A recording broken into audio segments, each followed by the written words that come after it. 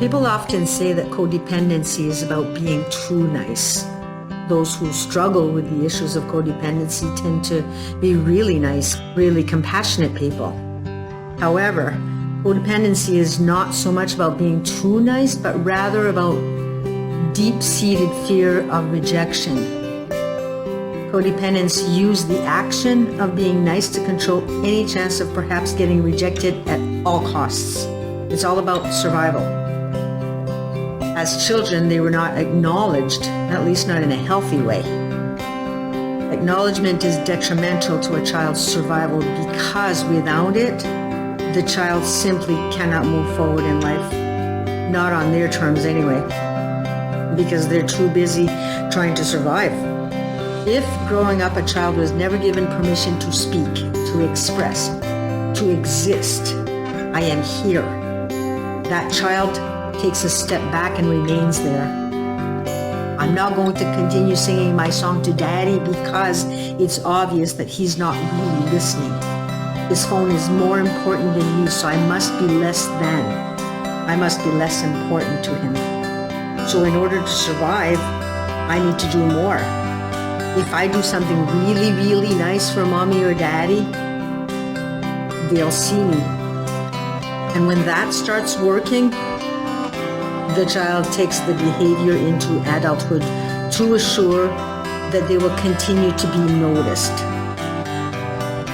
They're going to continue to do what it takes to confirm that their existence is valid and worthy. But what happens in this is we can get lost pretty quickly on that path. Having to work twice harder than everyone else for your piece of the pie isn't fair, and it causes resentment.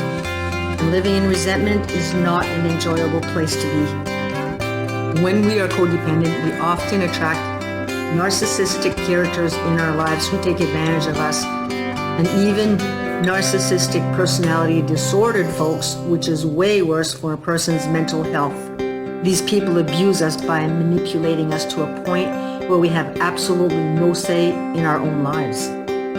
We have no say as to whether we're going to have a day of laughter or a day of anger. And most of the time, it's a day of frustration, anger, and tears.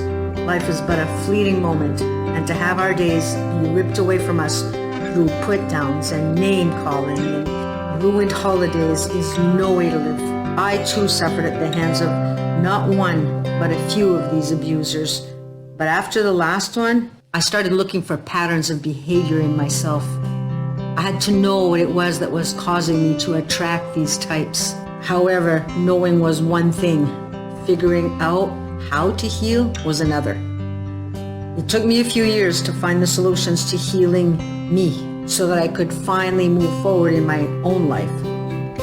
But I was determined to start a life free of shame, free of guilt, and free of narcissists.